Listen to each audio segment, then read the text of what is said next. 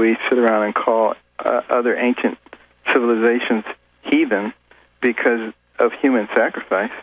But aren't we actually guilty of the same thing? Abortion is the same as human sacrifice.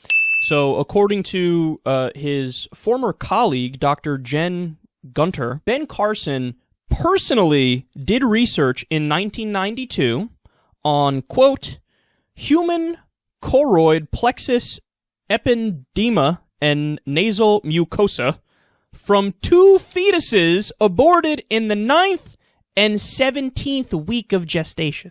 Doctor Against Abortion did personal research on aborted fetuses. But I don't believe that anybody gets to change the definition of something that is a societal pillar and has been there for thousands of years. Ah, help, I'm scared of change. And as I said in the book, it's sort of like a new group of mathematicians. They come along and they say 2 + 2 is 5.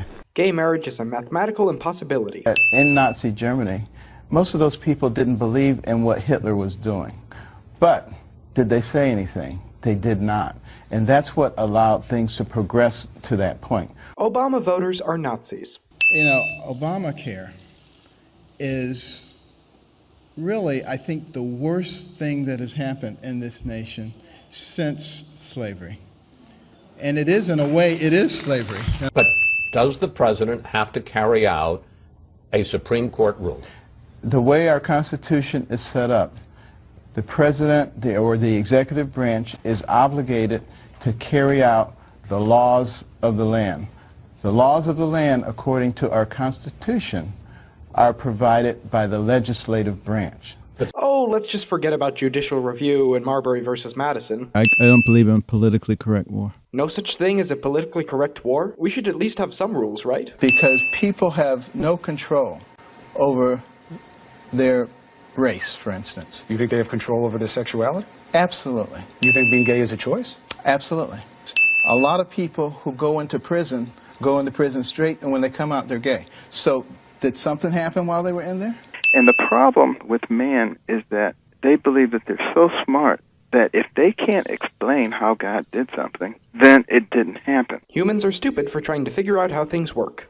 Dr. Carson, some people are going to hear your words and they're going to say, wait a minute, Dr. Carson is calling President Obama and Attorney General Holder communists. Are you doing that? My answer would be the same.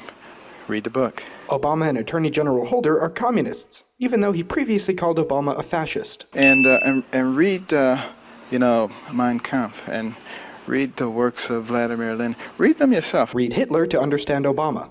Ben Carson, retired neurosurgeon, and he just said that he believes that Obamacare has been worse for the country than the 9/11 attacks. In an interview, he actually said this. He feels this way because 9/11 was an isolated incident. Next up, Carson is going to talk about the AP US history course. Let's see if he really read it. There's only 2 paragraphs in there about George Washington.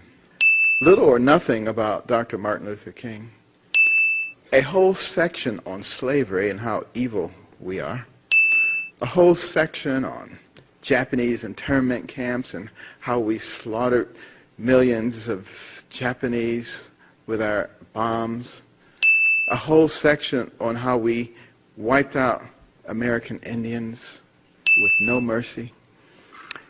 I mean, I think most people, when they finish that course, they'd be ready to go sign up for ISIS. And one of the reasons that you find most of their clinics in black neighborhoods is so that you can find a way to control that population. Planned Parenthood is a plot to kill black babies. Now, what about the Big Bang theory? I find the Big Bang really quite fascinating. I mean, here you have all these highfalutin scientists. Highfalutin scientists. And they're saying that there was this gigantic explosion and everything came into perfect order. Ben Carson has a fundamental misunderstanding of the Big Bang. Now, these are the same scientists who go around touting the second law of thermodynamics, which is entropy, which says that things move toward a state of disorganization. Ben Carson has a fundamental misunderstanding of entropy.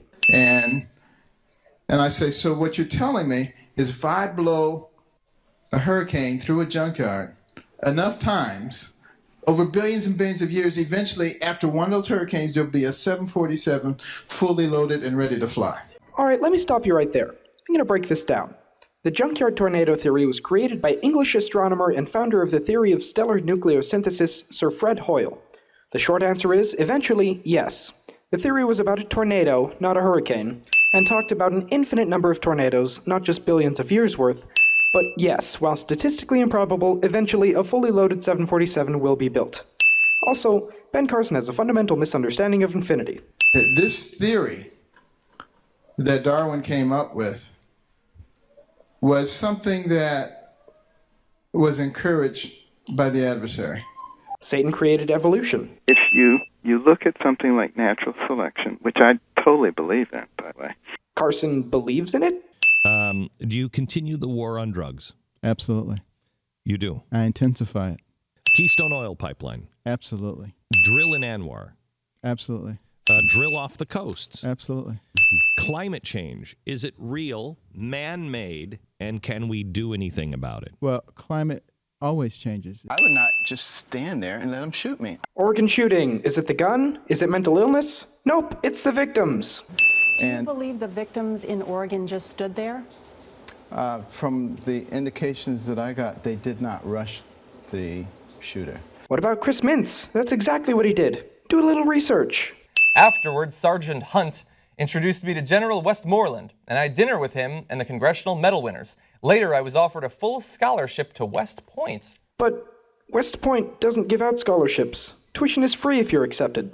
He said about voter fraud that anyone caught involved in voter fraud should be immediately deported and have his citizenship revoked. But if they're committing voter fraud, doesn't that mean they don't have citizenship to begin with? My own personal theory is that Joseph built the pyramids in order to store grain.